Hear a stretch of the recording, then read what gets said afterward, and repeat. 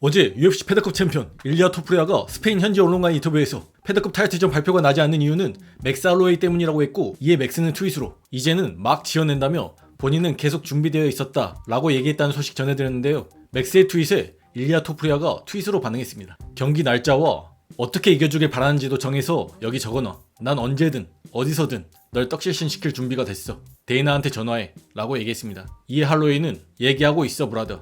너 전화번호를 확인해봐야 할 것 같은데. 그리고 네가 얘기했으니 하는 말인데 스피어에서 토홀드로 이겨줘. 조만간 보자 라고 얘기했습니다. 이에 일리아는 신의 축복이 있기를 브라더. 너한테 아무 감정 없어. 하지만 네 의식을 끊어버리는 첫 번째 선수가 되는 건 아주 기쁠 거야. 정말 재밌을 것 같아 라고 얘기했고, 이에 할로웨이는 신의 축복이 있기를 브라더. 나도 마찬가지야. 넌 소셜미디어를 끊는 게 좋을 거야. 재밌어 보인다는 건 알지만 사실 그렇지 않거든 이라고 얘기했습니다. 이에 일리아는 네가 계약서에 사인했다는 소식 듣기 전까지는 끊지 않을 거야 라고 얘기했습니다.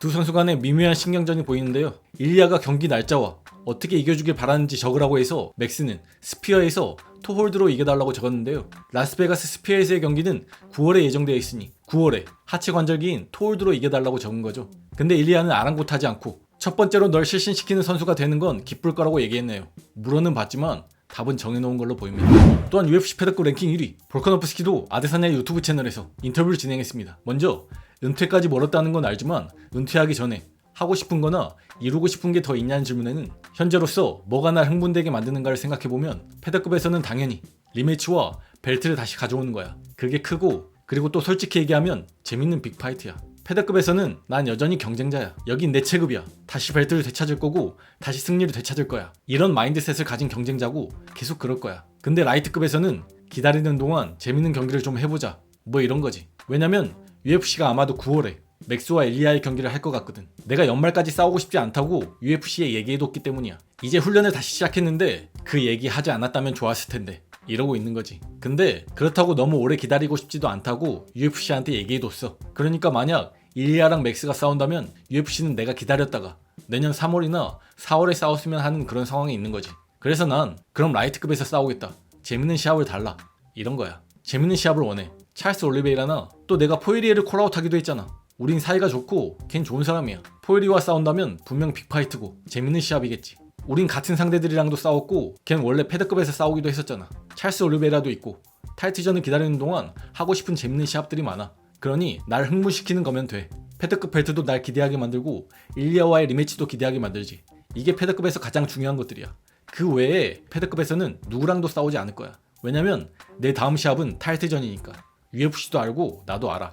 그리고 라이트급에서는 좀 재밌는 시합, 날 흥분시키는 빅파이트를 하고 싶어 라고 얘기했습니다. 맥스와 일리아의 패드급 타이틀전은 이 시점에 거의 확실해 보이고, 그 후에 승자가 볼카와 싸우는 것도 거의 정해진 거나 다름이 없는 상황입니다. 볼카가 내년 상반기 패드급 타이틀전을 기다리는 동안 라이트급에서 빅네임이랑 싸우고 싶은 모양인데, 혹시나 그 사이에 또 패배하게 되면 어떡하나 하는 걱정이 드는 건 사실입니다. 라이트급에서 유력한 후보를 보자면 볼카도 얘기했듯이 찰스 올리베이라도 있고, 게이치, 포이리에, 5위가 감롯이긴 하지만 감롯을 빅네임이라 하기에는 좀 어려울 듯하고, 6위인 챈들러도 괜찮아 보입니다. 차롤, 게이치, 포이리에, 챈들러 이 중 하나가 유력해 보입니다. 또한 지난 UFC 303에서 페레이라와 프로와츠카의 경기 후에 계속해서 페레이라와의 경기를 어필하고 있는 UFC 라이트 헤비급 랭킹 2위 앙칼라예프가 인터뷰를 통해 다시 한번 페레이라와의 경기를 강하게 어필했습니다. 먼저 테이크다운 없이 페레이라를 KO시킬 수 있다. 페레이라는 맷집이 없다고 얘기했는데 왜 그렇게 느꼈는지 설명해줄 수 있냐는 질문에는 페레이라는 지난 몇 경기만 보면 돼. 블라호비치는 레슬링을 잘해. 그때 알렉스는 딱히 대처하지 못했어.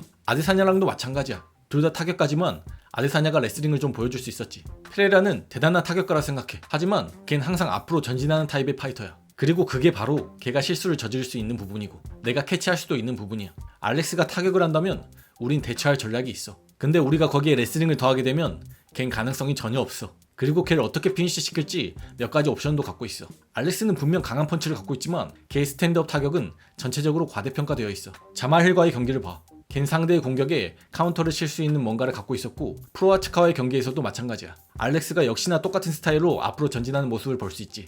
걘 강력한 저항을 마주하지 않아 운이 좋았어. 레슬링은 준비되어 있지만 스탠드업 타격으로 걔를 테스트해볼 준비가 됐어 라고 얘기했습니다. 또 알렉스 페레라의 헤비급 올장에 대해서는 레슬링이 없는데 헤비급으로 가면 정말 힘들 거야. 걔가 라이트 헤비급으로 올라온 후에 이 체급을 정리했지만 난 여전히 거기 있어. 걘 나랑은 싸우지 않았어. 그러니 이 체급의 진정한 챔피언이 되고 싶다면 나를 먼저 마주해야 하고 그 후에나 어쩌면 월장을 고려해볼 수 있다고 봐 라고 얘기했습니다. 글로리 킥복싱 2체급 챔피언 출신의 UFC 2체급 챔피언을 달성한 알렉스 페레라의 스탠드업 타격이 과대평가되었다고 하는 건 좀 말이 안 되는 부분이긴 한데 그만큼 페레라와의 경기를 원한다는 걸 어필하고 있는 걸로 보입니다.